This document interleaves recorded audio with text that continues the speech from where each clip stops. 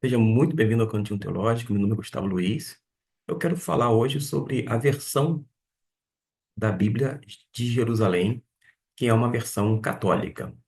Particularmente, considero a melhor versão em língua portuguesa. Não é uma questão pessoal, subjetiva, mas de caráter objetivo. Existem vários pormenores da Bíblia de Jerusalém que a torna, sem dúvida alguma, a melhor versão em língua portuguesa. Existem pessoas bem-intencionadas, sérias, comprometidas com Deus, tementes ao Senhor, que não querem dar a mão à palmatória simplesmente porque a Bíblia de Jerusalém é católica. Mas acontece que quando a gente está diante da Bíblia, a gente compara com as línguas originais, através dos manuscritos que temos em mãos, não em mãos literalmente, mas de forma acessível, e começamos a verificar e chegamos a esta conclusão. Não é aqui para desfazer das versões em português protestantes ou evangélica, mas sem dúvida alguma, a Bíblia de Jerusalém tem o seu diferencial, é justamente isto que eu quero chamar a atenção. Vamos aqui projetar de uma forma proposital o Salmo 116 e ação de graças, aleluia. Eu amo a Adonai, porque ele ouve minha voz suplicante. Com relação a esta expressão aqui, muita gente vai traduzir como Yahvé, vai pronunciar como Javé, Yahweh, Yahweh, e por aí vai. Mas eu não vou me prender a este pormenor, até porque quando me deparo com um texto como este, eu vou, sem dúvida alguma, fazer uma leitura geralmente silenciosa, atenciosa, e isto basta. Verso 2 diz: E ele inclina seu ouvido para mim no dia em que eu o invoco. Cercavam-me laços de morte, eram redes de Sheol. Na transliteração do hebraico, do termo Sheol, geralmente se faz com o SH, mas em nossa língua portuguesa não tem esse som de SH, como na palavra também hebraica, Shalom, que de uma forma muito magnífica, trazendo para o português, colocou com X a transliteração.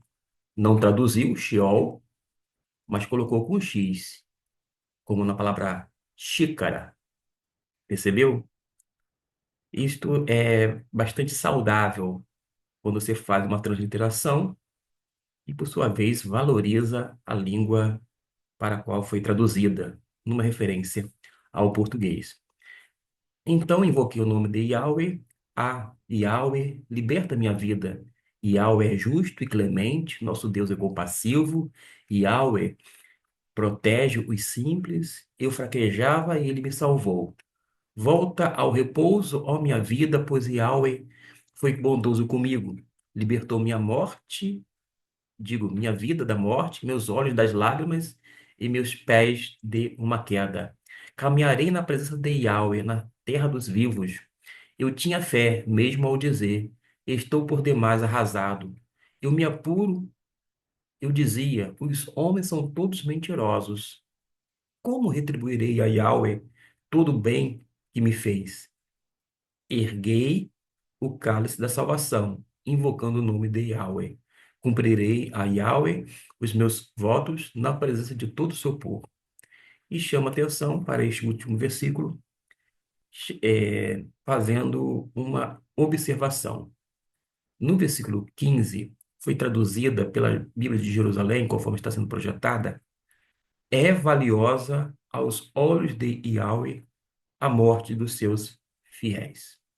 Paro por aí. Vale a pena você dar pausa neste vídeo e fazer a leitura até o verso 19. Está bem? Dito isto, quando o autor traduziu aqui como valiosa, não é que Deus estava feliz da vida porque uma pessoa acabara de perder a sua vida. isto é, tinha morrido. Não é. Esta tradução da versão de Jerusalém é de 1985. Eu comprei uma versão, esta que está em minhas mãos, Bíblia de Jerusalém, de 2002. E veja bem como que ela traduz acertadamente e ainda ajudando a nossa vida para compreender aquilo que de fato está na língua original, numa referência ao hebraico. No Salmo 116, 15, e a gente vai depois destacar essa palavra valiosa para ver qual é o sentido de valiosa, mas vamos escutar através dessa versão. É custosa aos olhos de Yahweh a morte dos seus fiéis. Como assim é algo custoso? Se aqui está escrito valioso. Bom, quando a gente vai para o português, a ideia, a partir desse texto, com base no texto hebraico, é de que é valioso no sentido de ser muito caro. Daí a versão de 2002 traduzir como custoso. Tem versão bíblica que, numa tradução dinâmica, vai traduzir como penoso, que faz jus realmente ao texto bíblico, bem como todo o contexto do Antigo Testamento. Isto porque vou fazer a leitura de um versículo da palavra de Deus que se encontra no Salmo de número 6, versículo 6, que nos diz o seguinte. Eu vou utilizar, desta vez, a versão da Imprensa Bíblica Brasileira, versão revisada, que diz assim: Salmo 6, versículo de número 6. Estou cansado do meu gemido. Toda noite faço nadar em lágrimas a minha cama.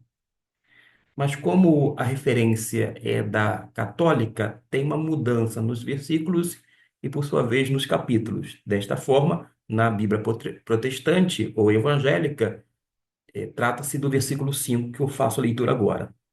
Pois na morte não há lembrança de ti. No Sheol, quem te louvará? O salmista está dizendo. O Sheol, meus irmãos, era o mundo dos mortos. Todas as pessoas no Antigo Testamento, segundo a concepção, ia para as regiões inferiores da terra, tanto justos quanto injustos. Acontece que lá no Sheol tinha um lugar para um grupo e um lugar para outro. Mas ainda assim, era um lugar onde Deus não se fazia presente. E ademais, não havia lembrança. Quando a pessoa morria, quer justo ou não, a morte indicava o fim de tudo. Não havia lembrança. O relacionamento do justo com o Senhor era interrompido ou rompido, de modo que quando a gente lê que é valiosa, no sentido de custar muito, é muito caro para o Senhor a morte dos seus fiéis, é porque ela, isto é, a morte, romperia toda a relação dos fiéis com Deus. Por isso que a gente precisa não apenas de uma tradução entendida dentro do seu texto e contexto e época, feita pelos tradutores, e fazer aquele ajuste necessário, porque a língua é viva, é dinâmica, para que a gente entenda adequadamente o que está sendo dito. Aliás, ao contrário do que alguns acham, aqui Deus não está batendo palma porque uma pessoa morreria e estaria com ele. Até porque no Antigo Testamento todos morriam e iam para o Sheol, o mundo dos mortos. Não havia lembrança, não tinha relacionamento, não havia memória, não havia nada desse tipo. Percebeu o quanto era custoso, o quanto era caro para o Senhor? E é este sentido de valiosa aqui. Mas que a versão da Bíblia de Jerusalém fez muito bem na sua revisão ao colocar, conforme eu mencionei aqui, quando diz que é custosa aos olhos de Yahweh, isto é, aos olhos de Deus, a morte dos seus fiéis. Perceba que até mesmo uma versão tida como a melhor, se não uma das melhores, pode ter algumas palavras ainda truncadas. Para isto, uma versão na linguagem de hoje, quando não a NVI, uma outra versão pode lhe auxiliar para o devido entendimento. Quando você vê algo que parece ser antagônico, tipo, uma versão diz valiosa, a outra diz custosa ou penosa, deve chamar sua atenção. Na minha mente é como se tivesse uma luzinha vermelha e ficava sinalizando tu. Não é que necessariamente está errado, mas indica que eu tenho que compreender, porque a dificuldade da interpretação é da parte deste, não necessariamente da parte do tradutor. Ele às vezes empregou, dentro daquele tempo, daquela época, uma palavra adequada, mas como há uma mudança e até mesmo a questão da semântica, de tempo em tempo, se faz necessário este reforço em termos de auxílio da parte deste. É um reforço no tocante a essas variações e mudanças que se fazem necessárias, não apenas pela revisão de uma versão, mas também nossa, porque a gente precisa cada vez mais eh, ler e entender. Porque se a gente lê e não entende, é sinal que a gente precisa aprender a ler. E ler é uma arte. Eu ia falar sobre o versículo de número 47, versículo de número 1, mas eu vou deixar para um outro momento, mesmo que utilize esta versão da Bíblia de Jerusalém. Porque quando eu vou para esse texto, a versão que eu tenho impressa de 2002, ainda assim vai dizer o seguinte: povos todos, batei palmas, aclamai a Deus com gritos alegres. Eu acabei de afirmar no início que é uma das melhores versões. Na verdade, eu fiz a introdução como a melhor versão em língua portuguesa. Mas ainda assim, a gente tem que avaliar texto por texto, porção por porção da palavra de Deus. Não é porque uma versão é excelente como esta que todos os versículos estão batendo exatamente conforme diz o texto hebraico. E para não deixar a ponta solta, o texto hebraico, a palavra aqui para bater palmas, conforme a tradução, é na verdade aplauso. Os povos são conclamados a aplaudir ao Senhor por causa de quê? Já que os povos pagãos não têm relacionamento com o Deus da aliança, mas eles são conclamados a reconhecer a grandeza de Deus, a majestade de Deus. Como? Já que eles não podem louvar e adorar a Deus através dos aplausos. Por isso, de uma certa forma, todas as Bíblias, quando diz aplaudir ao Senhor, acerta em cheio, porque faz jus ao termo hebraico, conforme está na Bíblia hebraica, a Tanar.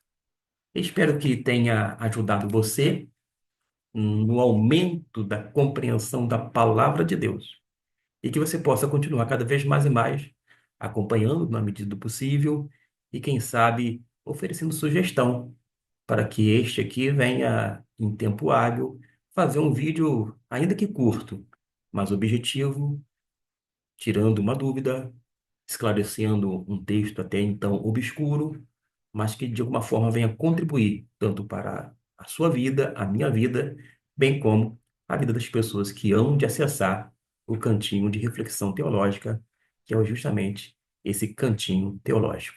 Deus abençoe ricamente a sua vida.